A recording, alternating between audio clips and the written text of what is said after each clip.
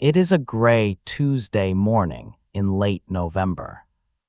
The sky over Caldwell, West Virginia hangs low and the color of old dishwater, the kind of sky that does not so much arrive as settle, pressing down on the rooftops and the bare oaks and the gravel shoulders of Route 9 as if it has always been there and always means to stay.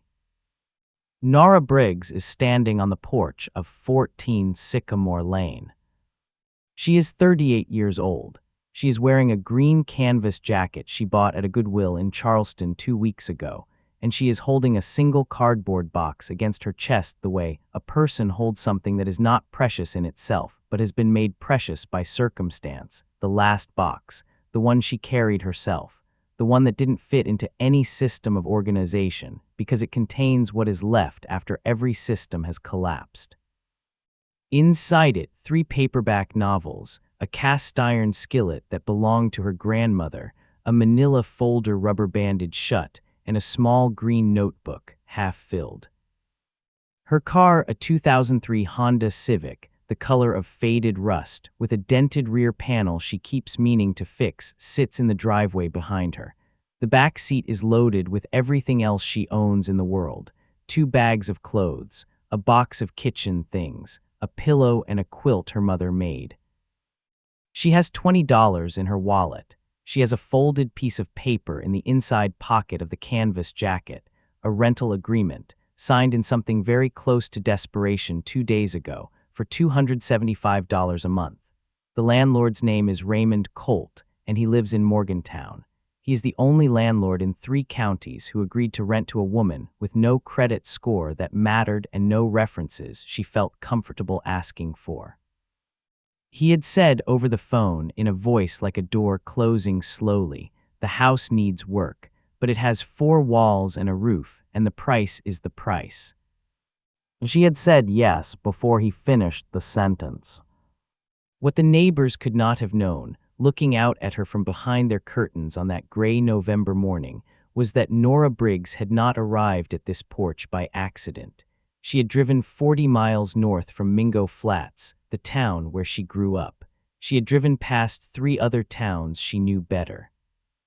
She had chosen Caldwell specifically, precisely, deliberately, because no one here knew her name, and there is a particular relief when the life you have tried to build has come undone at every seam, in standing somewhere that holds no record of you. The house itself is not welcoming. 2 of the ground floor windows are boarded over with plywood that has gone gray with weather.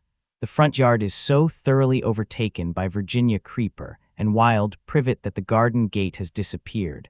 Nora can see its post, leaning slightly, but the gate is swallowed whole, as if the garden decided the gate was no longer needed and simply grew around it and moved on. The porch boards are soft underfoot in 2 spots, and the front steps have settled unevenly, so that the whole approach to the door tilts very slightly to the left, like a sentence that begins with confidence and loses its conviction halfway through. The house has been empty for 11 years. That fact is visible in ways that go beyond the boards on the windows or the overgrown yard. There is a particular quality of stillness that surrounds a building people have collectively decided to ignore, not the stillness of a house where the occupants are simply quiet, but the deeper stillness of a place that has been removed from the social fabric of a neighborhood, the way a name is removed from a list. Nobody's eye lingers on it. Nobody walks past it slowly. The children on the block do not play in the street in front of it without picking up their pace. A curtain moves in the house next door. Nobody comes out to say hello. Nora sets the cardboard box down on the porch railing. It balances there with improbable steadiness, and she takes out the key. It is an old key, the thick, substantial kind, the kind with actual weight. The lock resists her for a moment, as old locks do, as if exercising a final right of refusal. Then something releases inside the mechanism, the cylinder turns, and the door swings inward. The smell reaches her before the darkness resolves into anything she can name or describe. It is old wood, the deep, resinous smell of pine and oak that have sat undisturbed for years, slowly releasing something back into the air. It is dried roses, not the smell of living flowers, but of flowers that died and were not thrown away, that were allowed to finish their drying on the stem. And it is something else. Something she cannot identify, standing in the doorway with the gray November light behind her and the darkness of the house in front of her. She does not understand yet what that house is trying to tell her. She picks up the box, she steps across the threshold. The floorboards speak once, a low creak that sounds almost like recognition.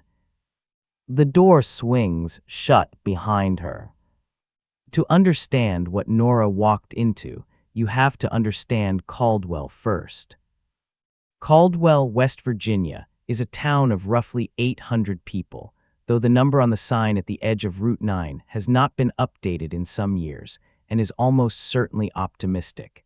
It sits in a shallow valley between two ridges that were once mined and are now simply green again, growing back their trees in the unhurried way that nature reclaims what it was always going to reclaim. The town has one stoplight on the corner of Main and Birch, and it was installed in 1987 when the town was larger and the crossroads genuinely warranted the intervention. Now it blinks red in both directions after 9 o'clock at night, presiding over an intersection that rarely requires its authority. There is a hardware store on Main Street with a padlock on its front door and a hand-lettered sign in the window that has been there so long the sun has bleached the words to near invisibility. There is a gas station that doubles as a bait shop in the summer. There is a Dollar General that went in 6 years ago, and the older residents of Caldwell regard it with the specific ambivalence of people who are grateful for its convenience and resentful of what its convenience represents.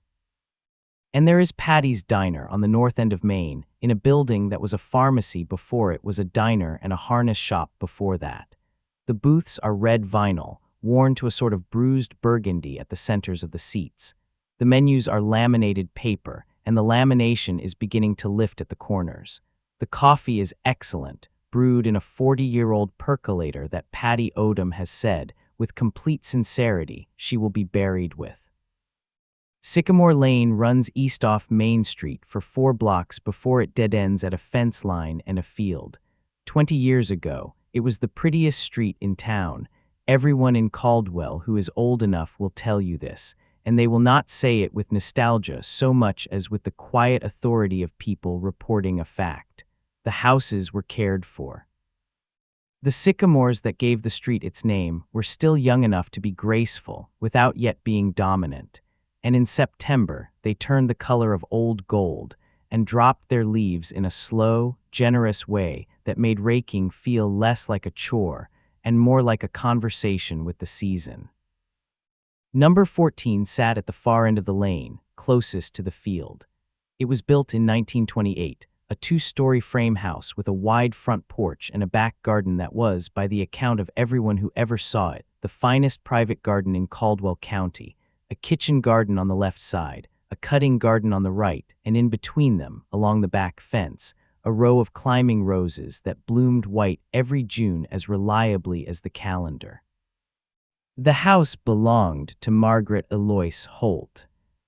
Margaret Holt was not a woman who invited biography. She was known in Caldwell the way certain people in small towns are known, by sight, by habit, by the accumulated texture of a life lived in one place for a very long time. She walked to the diner on Thursday mornings for 50 years. She kept her porch swept. Her garden was open to anyone who wanted to stop and look, but she did not encourage lingering, and she did not volunteer explanations. She was what an earlier generation would have called a private woman, and what a more recent generation might call self-contained, and what Nora Briggs, reading between the lines of what people told her later, would come to call something different. A woman who had made her grief so orderly and so daily that it had stopped looking like grief and started looking like character. Margaret Holt died 11 years ago at the age of 84, in the upstairs bedroom of 14 Sycamore Lane, in a bed with a white cotton quilt that her own hands had made. She had no known living relatives. Her estate was never properly settled. The house sat under the jurisdiction of a county probate process that moved at the pace such processes tend to move when there is no one pushing them forward. The city mowed the front yard twice a summer for the first 3 years and then stopped. The garden went its own way. The boards appeared on the windows after a storm broke 2 of the panes, and no one came to replace the glass. And slowly, in the way of small towns where the absence of facts is no obstacle to storytelling, a local story grew up around 14 Sycamore Lane. Children dared each other to touch the front gate on Halloween. There was a version of the story that involved a death no one could confirm, and a version that involved a curse no one could explain, and a version, the most persistent, the one that outlasted the others, that simply said something happened there, without specifying what, in the way that suggests the speaker believes the vagueness itself is more frightening than any particular truth could be. Nobody went inside, nobody thought to try. Nora Briggs is not, by temperament, a woman who accepts other people's stories about things they have never examined. She was born in Mingo Flats, 40 miles south, the daughter of a school librarian and a man who ran a small engine repair shop out of their garage, a man whose particular genius was for understanding the relationship between what something was designed to do and what it was actually doing, and who passed this habit of mind on to his daughter, along with his blue eyes and his preference for coffee taken black. She grew up in a house full of books and the smell of motor oil and the conviction, absorbed rather than taught, that most problems have a cause and most causes have a logic, and that the work of understanding is simply the work of looking carefully enough and long enough. She attended West Virginia State on a partial scholarship.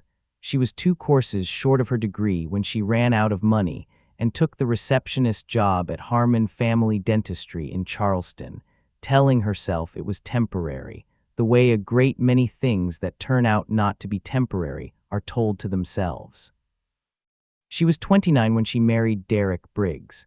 She was not in love with him the way the novels she kept on her shelf described love, but she was fond of him, and she respected his energy, and she thought in the way that a certain kind of careful, self-sufficient woman sometimes thinks, arriving at a decision through logic where a different kind of woman might arrive through feeling, that fondness and respect were a reasonable foundation.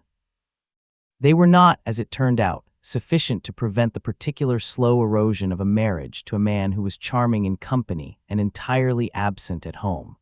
Not cruel, not unfaithful as far as she ever knew, simply not there, present in the apartment in body, present at parties and work functions in the way that had attracted her in the first place, but absent from the dailiness of a shared life in a way that took years to fully name and years more to admit. The divorce was finalized 4 months ago, on a Wednesday morning at the Kanawha County Courthouse. The apartment they had shared went to Derek because his name was on the lease, and because Nora's name was not on the lease was one of those arrangements that had made sense at the time and did not need to be examined until the moment it needed to be examined very badly. She took her grandmother's cast-iron skillet. She took her books. She took the folder of documents she keeps rubber-banded shut, her own records, organized with the thoroughness of someone who has learned that documentation is a form of self-protection. She spent 2 months on the sofa of her college friend Brenda in Beckley. Brenda's husband, a man named Todd who sold insurance and communicated primarily through sighs, made it clear by the middle of the 2nd month, through sighs of escalating specificity, that the arrangement had reached its natural end. What Nora carries with her, beyond the physical contents of the cardboard box and the back seat of the Civic, is harder to inventory. She carries the habit of the green notebook. She has kept one since she was 15, not a journal exactly, more a running list of what needs to be done and what has been understood, a practice that settles her when the world begins to feel like a room she cannot find the walls of.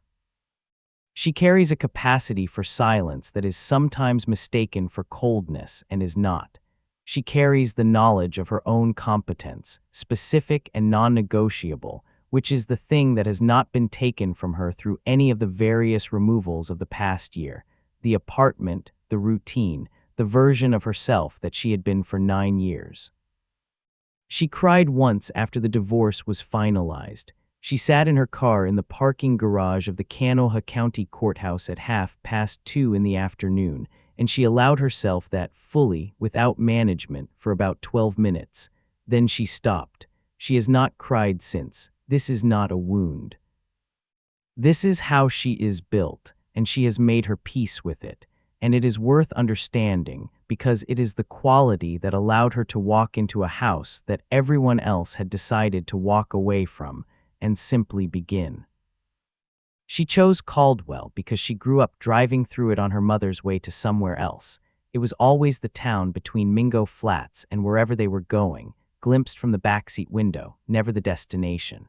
She knew it without knowing it, the way you know a word you've read but never spoken aloud. And she chose it because no one here knows her name. In Caldwell, she is not the woman whose husband didn't love her enough to remember to add her name to a lease. She is simply the woman who moved into the house on Sycamore Lane. She can build from there. The first day is climbing, only climbing, from 8 in the morning until the light goes.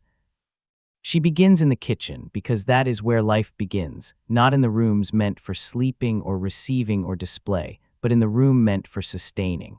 She fills a bucket from the tap. The water runs brown for 30 seconds and then clear, which she takes as a form of welcome, and she begins at the far corner and works her way forward, the way her grandmother taught her to mop, never trapping yourself against the wall.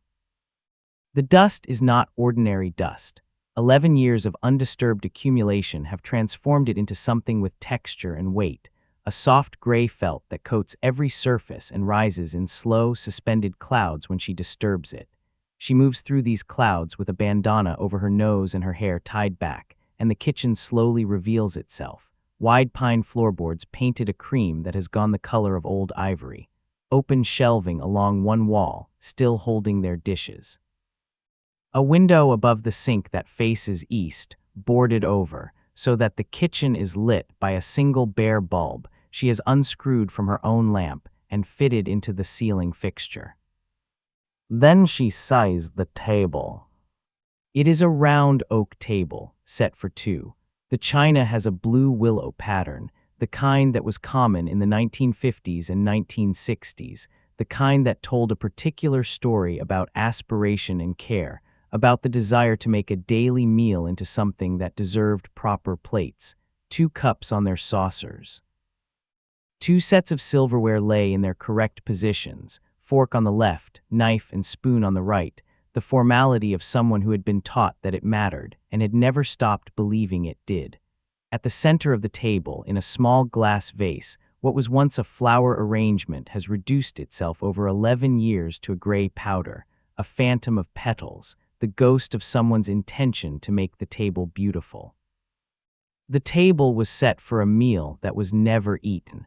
Nora stands in front of it for a long time, then she picks up the bucket and keeps working. In the hallway, she finds the photographs. There are 41 of them, framed identically in plain dark wood, arranged along the hallway wall in careful chronological order. She can tell by the clothes, by the color and then the black and white, by the way the backgrounds shift from rural porches to town streets to formal interior settings. A life in 41 frames, organized with the precision of someone who believed that a life, properly documented, tells a complete story. Every single photograph has had one person cut out of it with scissors. Not torn, cut. The excisions are clean and deliberate, the scissor work of someone who owned a good pair and used them with intention. In each photograph, a figure-shaped absence where a person stood, a gap in a family group, a missing half of a couple at a picnic, a hole in the composition of a Christmas portrait that the remaining figures seem to lean toward and away from simultaneously. Whoever this person was, they are not here. They have been carefully, permanently removed. What remains is a wall of a woman's life in which she is always standing next to nothing, and has decided that nothing is what she will record. Nora does not linger, she moves on. Upstairs in the bedroom, there is an iron bed with a quilt folded at its foot, and at the foot of the bed, a cedar chest. It is locked. The wood is tight-grained and still fragrant. She can smell it when she kneels in front of it, a clean, close smell, like an old promise being kept. She runs her hand along the bottom of the chest and finds it almost immediately. A small brass key, taped with a narrow strip of medical tape, placed there by someone who intended to come back for it, or who intended, perhaps, that someone else would eventually come and find it and know what to do. She peels it free. She holds it in her palm. She does not open the chest today. In the basement, she finds Margaret Holt's preserves. The shelves line all four walls, floor to ceiling, with a two-step stool still standing in the center of the room for reaching the top rows. Mason jars in their hundreds, each one labeled in a hand that is small and precise. Tomatoes, August 1994. Bread and butter pickles, July 2001. Dried thyme, September 2009. The dates run from 1987 through 2013, the year Margaret was, as Patty Odom will tell her later, too ill to stand for long.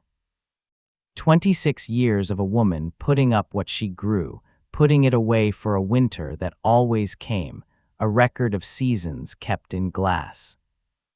The smell of that basement is cedar from the shelves, vinegar from the brine, and beneath both of them, the ghost of lavender, dried bundles of it tucked at intervals between the jars, the way her grandmother did it, to keep the moths away from what you want to preserve.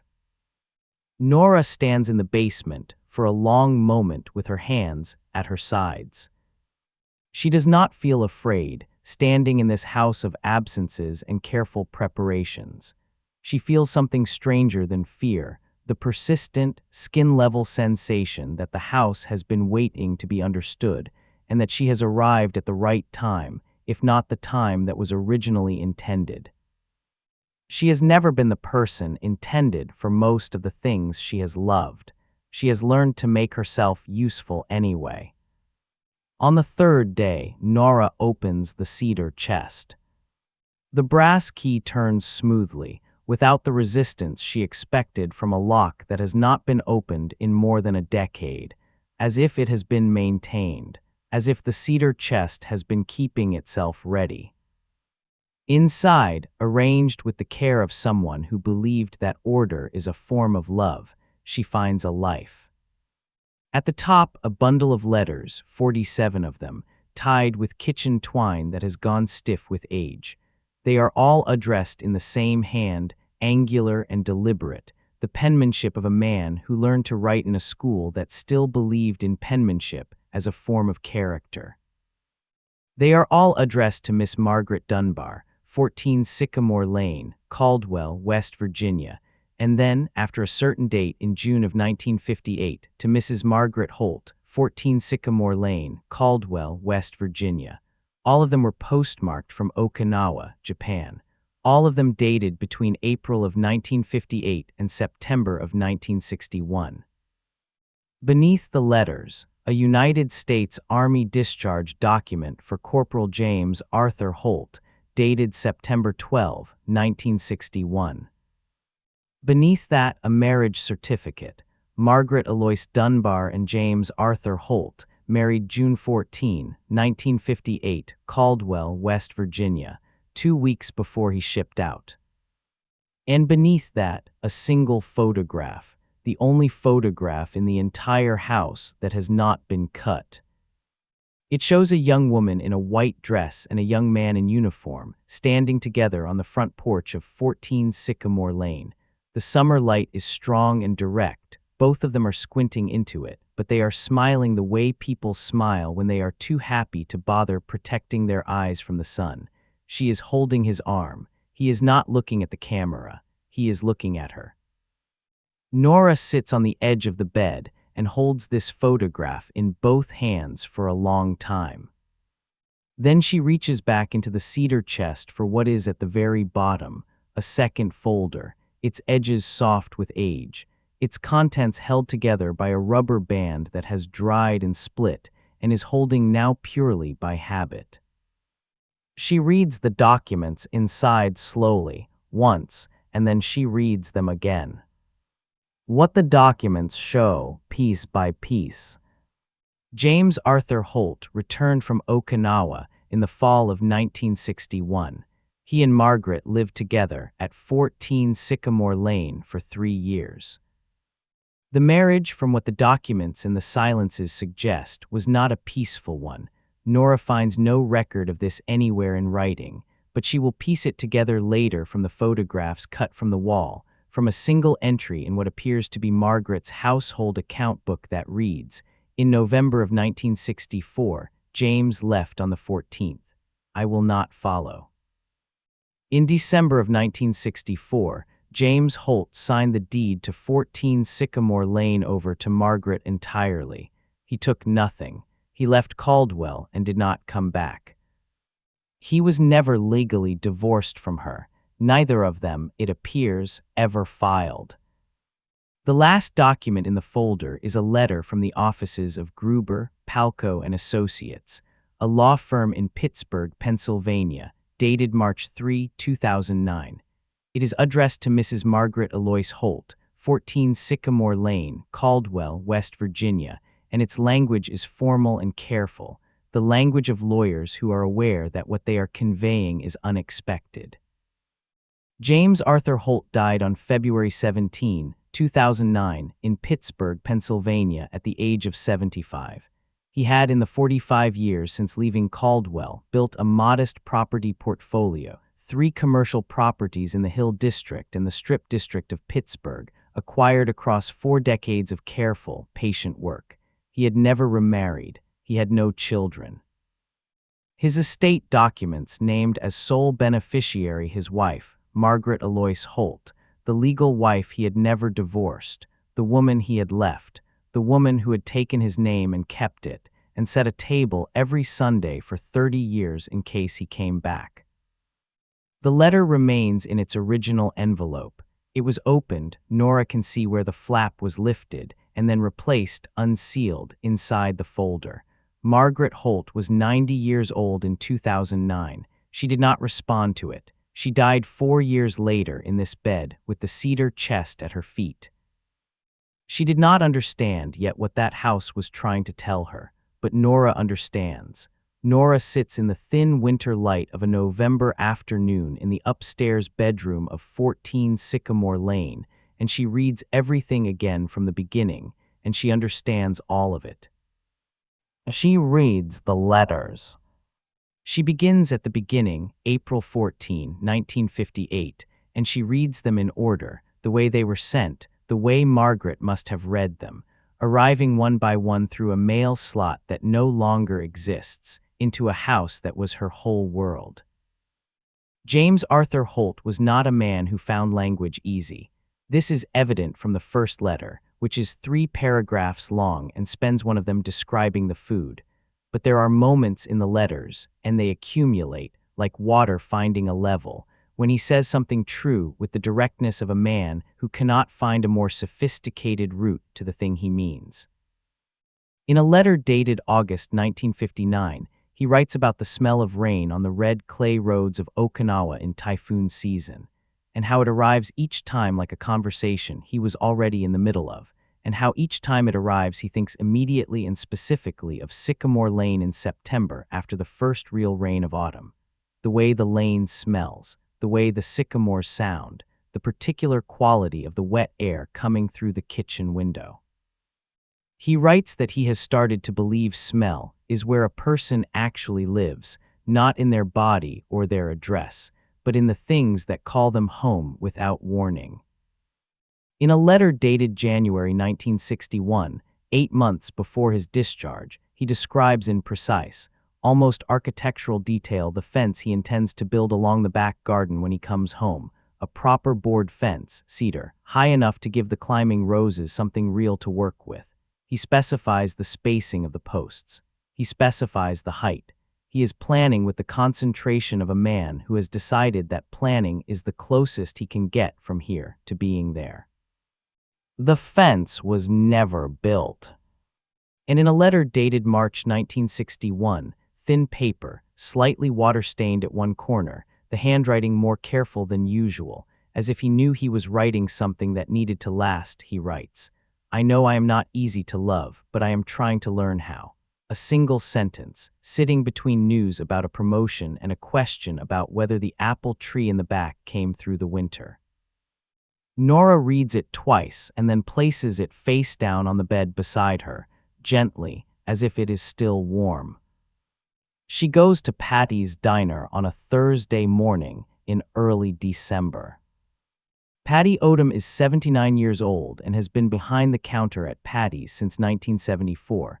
When she bought it from the man who had it before her with money she saved working double shifts at a textile mill for 3 years. She has a face like a topographic map of all the conversations she has ever listened to without comment, and she makes coffee the way she does most things, without ceremony, without waste, with complete confidence in the result. Nora takes a booth. She orders coffee. She says, "I'm the one who moved into the house on Sycamore Lane." Patty sets the coffee down on the table and looks at her for a moment with the directness of a person who has been in one place long enough that directness costs her nothing. "Margaret's house," she says. "It is not a question." "Yes," says Nora. Patty slides into the opposite booth with the ease of a woman who has made this motion 10,000 times and will make it 10,000 more. She pours her own coffee. Outside, the single stoplight at Main and Birch blinks red at an empty intersection. What Patty tells her, over 2 cups of coffee and a piece of apple pie Nora does not remember ordering, is this. Margaret Holt was not a woman who complained. She was not a woman who explained. When James left in 1964, and everyone in Caldwell knew James left, though no one knew exactly why, and the guesses were various and mostly wrong, Margaret did not grieve in public.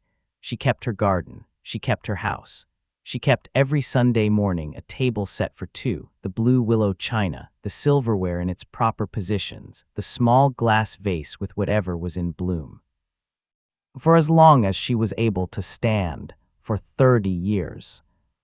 When people asked her why she kept setting the table for 2, she said only that she was keeping it ready. "Ready for what?" Nora asks. Patty looks at her cup. She never answered that part. Nora sits in the red vinyl booth, and the thin December light comes through the window at a low angle, and the coffee cools in her cup, and she does not say anything for a while. She has come from a marriage in which she was made to feel, by increments so small she could not name any single one of them, like a burden for existing, for needing too much, for wanting conversations that went too deep, for filling up a room too thoroughly with her own presence.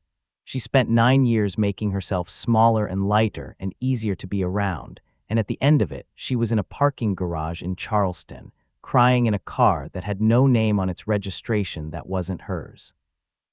And she is sitting now in a diner in a town she chose at random, and she understands, in a way that is not sentimental, not abstract, not borrowed from any book she has read or story she has been told, but specific and full body and entirely her own, what it means to keep something ready for someone who may not come back, what it costs, what it also, somehow, gives, the dignity of the gesture, independent of whether it is ever answered. The way a woman can tend a table for 30 years, not because she expects the chair across from her to be filled, but because the act of setting it is the last true thing she has left to do, and she means to do it properly until she cannot. Nora does not cry in Patty's diner. But she leaves a 20% tip on a $4 check, and she walks back to Sycamore Lane in the cold with her hands in her pockets. And when she gets inside, she puts the letters back in the cedar chest in the order she found them, and she closes the lid gently, and she sits on the edge of the bed in the thin winter light and is quiet for a long time. The house is quiet with her. On a Monday in mid-December, Nora drives to the office of Gilbert Mercer, attorney at law, on the second floor of a building on Main Street in the county seat, 15 miles east.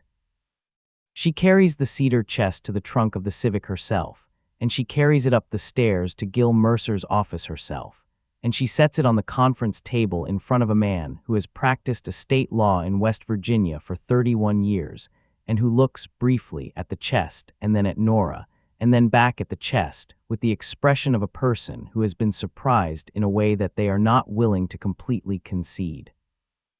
She lays it out for him in order: the letters, the discharge document, the marriage certificate, the deed transfer, the letter from Gruber, Palco and Associates, opened and replaced in its envelope 11 years ago by an old woman who had decided, for reasons of her own, not to respond.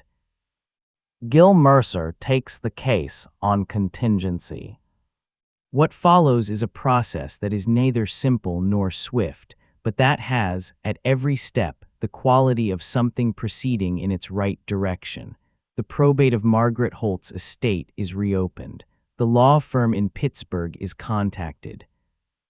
The property portfolio, 3 commercial properties that James Arthur Holt built across 45 years of quiet work in a city that had no idea he had a wife in West Virginia, is valued by an independent assessor at $412,000. There are no heirs on Margaret's side. There are no heirs on James's side, and James named Margaret as his sole beneficiary. Margaret died without a will.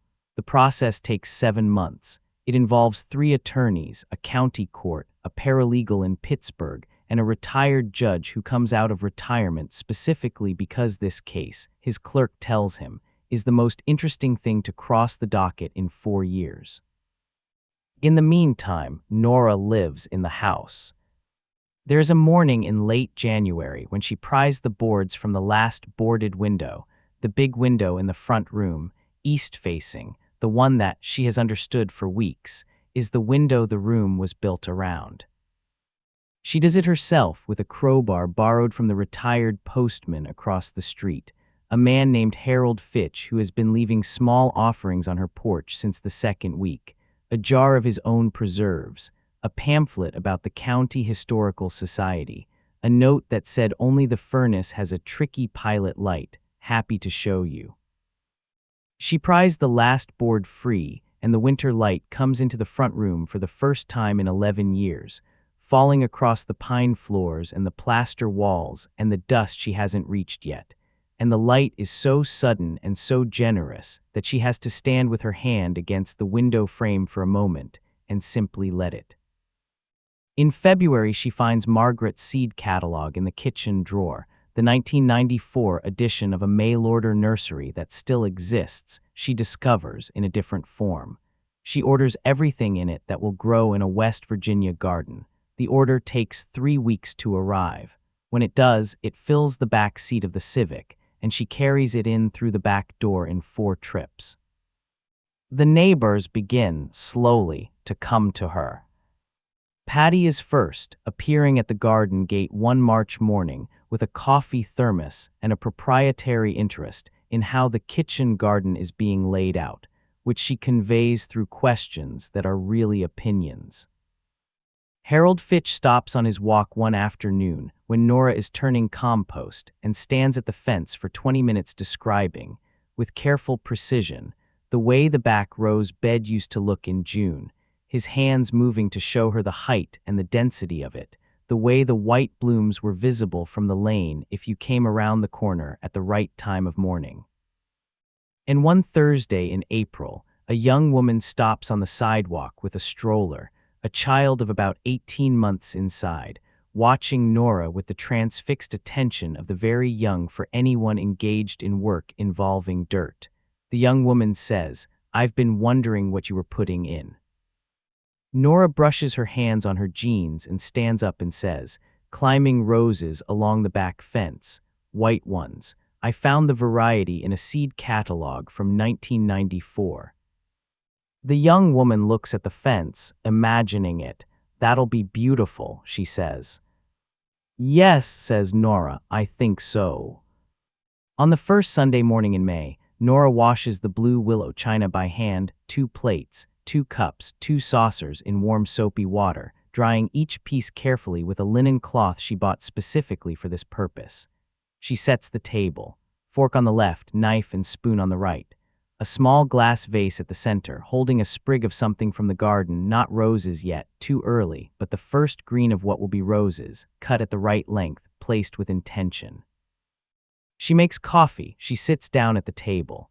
She takes James's letters from their bundle, and she reads them in order, from the beginning, April 14, 1958, through to the last one, September 1, 1961, written the week before his discharge, a letter that is mostly quiet, that mostly describes the weather, and that ends, "I am coming home.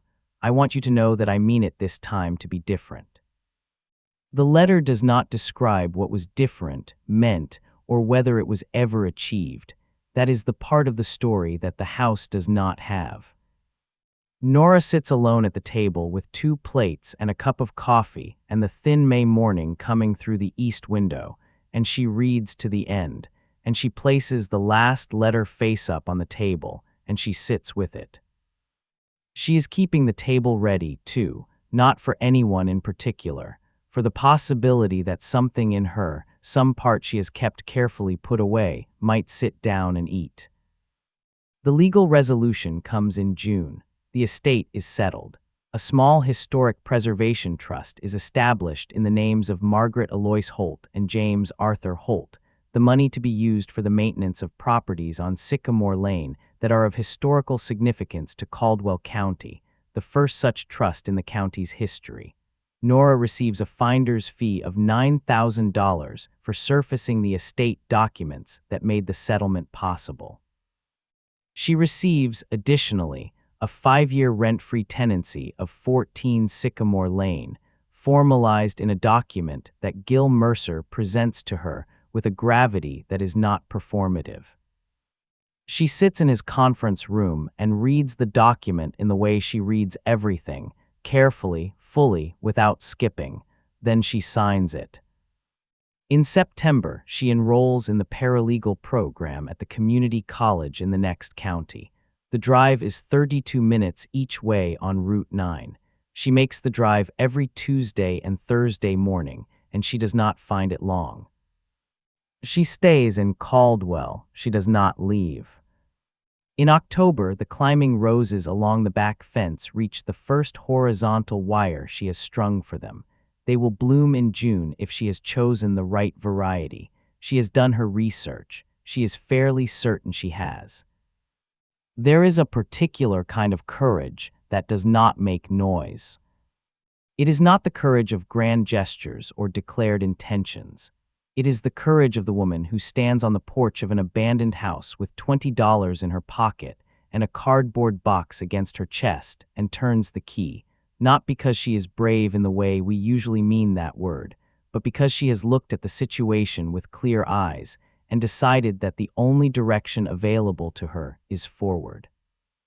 The people who begin again with nothing, and there are more of them in every town, in every county, in every ordinary year than we tend to count, they mostly do it quietly, without announcement, without an audience for the specific and daily work of reconstruction.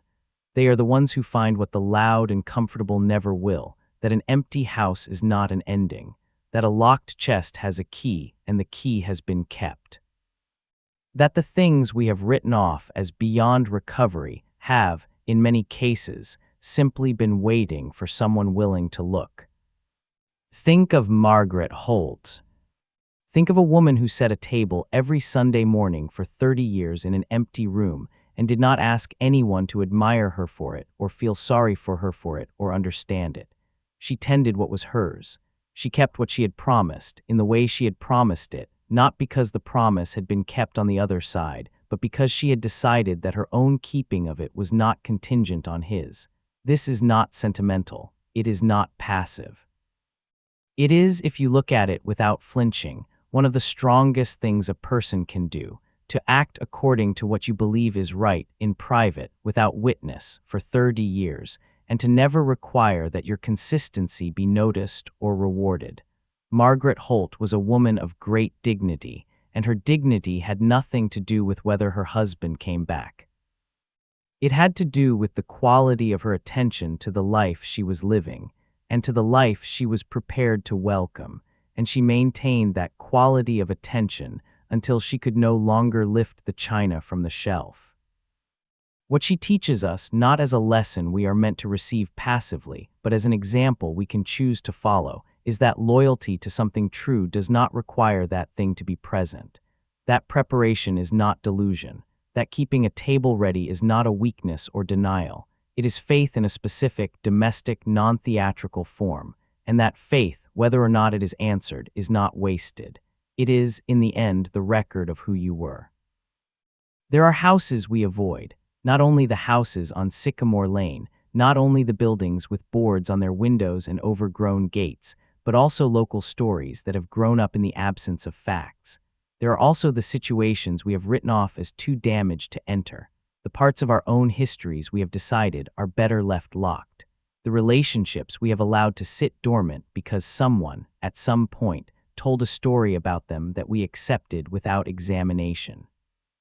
The rooms inside ourselves we have boarded over because the glass broke once and no one came to fix it, and it seemed easier to simply stop looking in. Nora Briggs walked into a house everyone had decided to walk away from, and she found, behind its boards and under its dust and at the bottom of a cedar chest, a life that had been waiting to be understood. Not solved, not rescued, understood. She did not save Margaret or James or the marriage that broke. She could not do any of that, but she could read the letters. She could wash the china. She could plant the roses along the back fence, string the wire, and wait for June. And the thing that she found, the thing that the neighbors, looking out from behind their curtains on that gray November morning, could not have imagined she was going to find, was not the letters or the legal documents or the estate that changed her circumstances, though those things were real and they mattered. What she found was something older and less quantifiable than any of that. She found evidence that a careful life, lived with attention and without complaint, leaves something behind. She found proof that what we tend and what we keep and what we prepare for, even when the person we prepared it for never arrives, does not disappear. It waits. It sits in a cedar chest at the foot of a bed, in a house everyone decided not to look at, until someone comes along who knows how to turn a key. The back roses will bloom in June. She is waiting.